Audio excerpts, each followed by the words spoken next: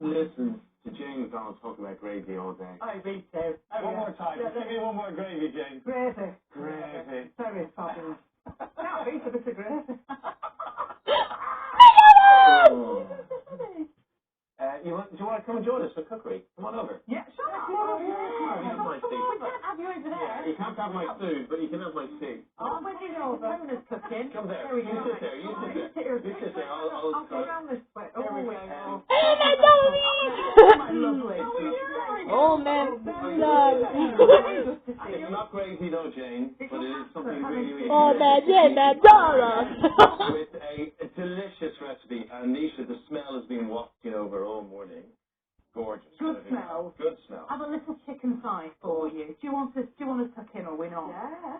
I don't know if you've got enough cutlery. Listen, you don't know when you're going to eat. Thank you. We don't want you getting gravy on you, Jane. No, I'm already covered in gravy.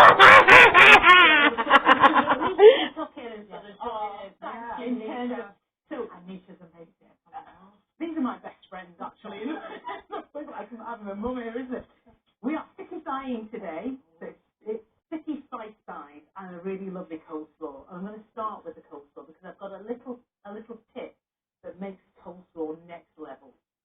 And it is fried mustard seeds. So I'm going to just start by a little bit of olive oil in a pan. And we go in with a good safe half tablespoon of mustard seeds. And they do flutter quite a bit. But I'm going to share my coleslaw with Jane. you start tucking in while I talk. If you want it there.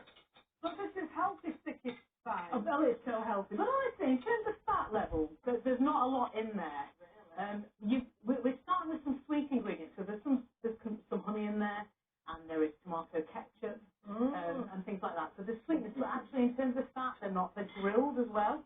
Am I saying all the right things? You are. Are you taking from the same place? Do you? Yeah, we sound the same, But I don't we? tell you, I'm Ulmskirk, Oh, yeah. Lancashire lass. I'm Wakefield. Wakefield. Okay, it's pretty much the same. Yeah. We're not. It's outside the M25. So, coleslaw to start with. Do you like the chicken? It's beautiful. Okay. Coleslaw, red cabbage slice. Red cabbage is lovely because it's not quite as sweet as the white cabbage that you cook, weirdly enough. In go my oil and my mustard seeds. And then we are going to create a dressing. So red cabbage. I also love a bit of red onion in coleslaw. That's optional. Some people don't like that. Coriander leaf because we're making almost that kind of Indian Cambodian coleslaw. So crunchy. And a little bit of red chili.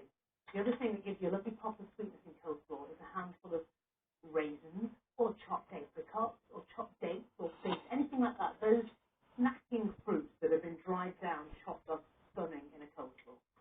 The dressing. We have got just olive oil.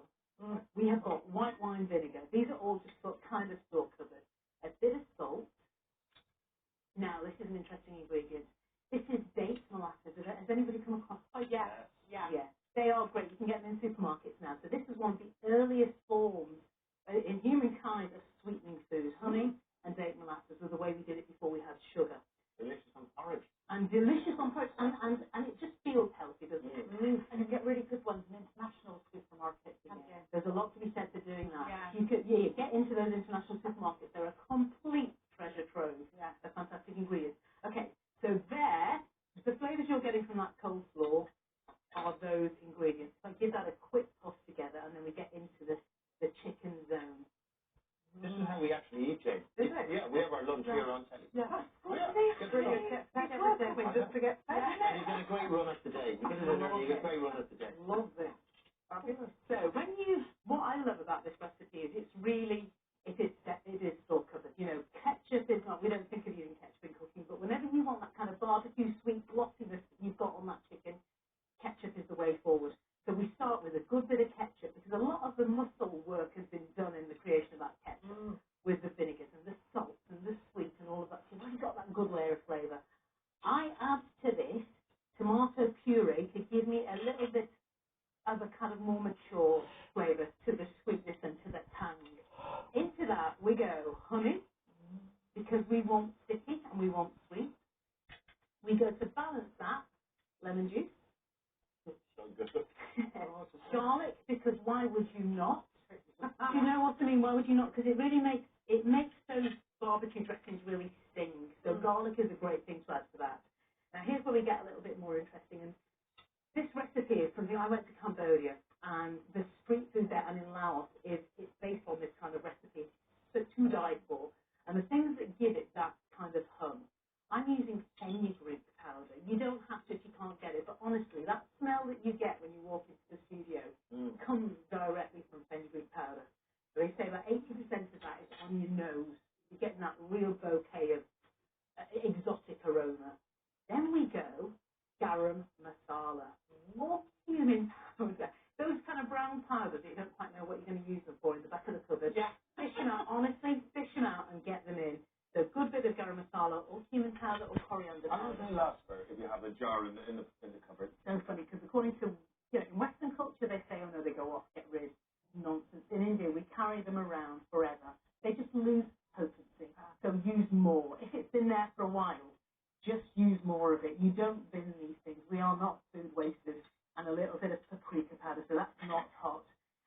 So yeah, they don't go off, so fret not. Do you know, I'm glad you've said that, because I've heard that so many times. Right. And sell-by date, why does it put a sell-by?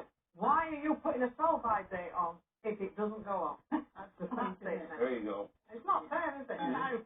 It's not. Now, in terms of food waste, you've got to just be so careful. Like coming out of Christmas, I think that's what struck me most is the amount of food that's just left uneaten. Those Christmas cakes that I've been given that, I'll be eating them in, 2040, and there's a lot to be said for getting a bit more realistic about use by, sell by, but spices we shouldn't be chucking away.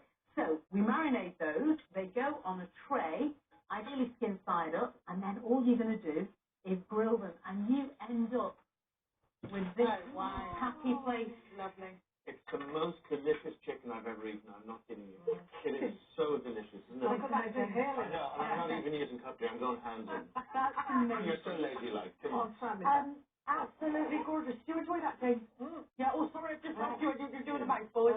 Sorry. Lovely. Now, thank you, Nisha. Beautiful. For details of today's recipe, you can scan the QR code on your screen right now, which will take you straight to the free this morning app. It's so good. It's honestly, Oh my word. just make it worthwhile.